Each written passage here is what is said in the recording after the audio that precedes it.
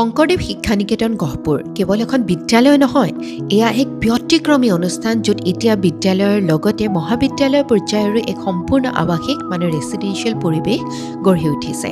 মোৰ বিশ্বাস বৰ্তমান অসমৰ শ্ৰেষ্ঠ 5খন বিদ্যালয়ৰ ভিতৰত এই নিকেতন অন্যতম। আৰু মই এই কথা কিয় কৈছোঁ জানেনে?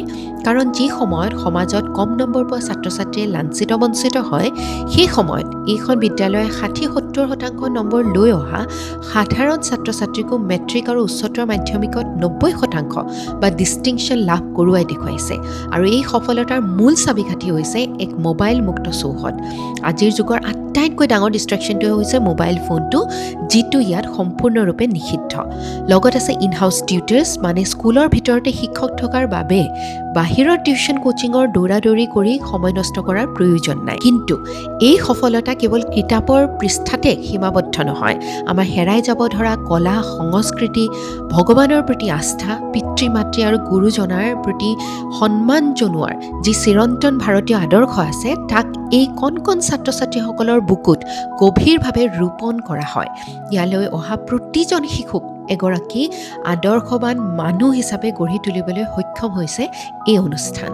কেনেদৰে সম্ভৱ হৈছে এই যাত্ৰা?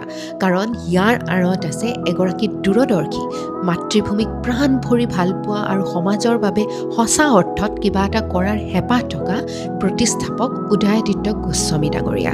আৰু তেওঁৰ সৈতে কান্ধত কান্ধ মিলাই থিয় দিছে এগৰাকী নিষ্ঠাবান, আদৰ্শৱান আৰু কৰ্মদক্ষ অধ্যক্ষ জয়ন্ত শইকীয়া।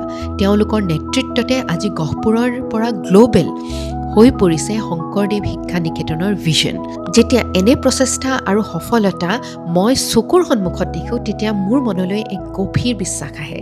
আমাৰ দেশ, আমাৰ ৰাজ্যৰ নতুন প্ৰজন্মক সঠিক পথ দেখুৱাবলৈ এনে শিক্ষাগুৰুসকল থকালৈকে আমাৰ ভৱিষ্যত সুৰক্ষিত। তেওঁলোকৰ সংকল্প দিৱসত মুখ্য অতিথি হিচাপে উপস্থিত থাকিবলৈ পাই মই সঁচাকৈ ধন্য আৰু কৃতজ্ঞ অনুভৱ কৰিছোঁ। আহকচোন নতুন প্ৰজন্মক কেৱল শিক্ষিত নহয়, দীক্ষিত কৰাৰ এই পবিত্ৰ যাত্ৰাত আমি সকলোৱে সহযোগী হওঁ। এই ব্যতিক্ৰমী প্ৰচেষ্টাক আদৰণি জনাওঁ আৰু শংকৰদেৱ শিক্ষা নিকেতন গহপুৰৰ এই জয়যাত্ৰাক সমগ্ৰ অসমতে বিয়পাই দিওঁ। ধন্যবাদ। জয় আই অসম।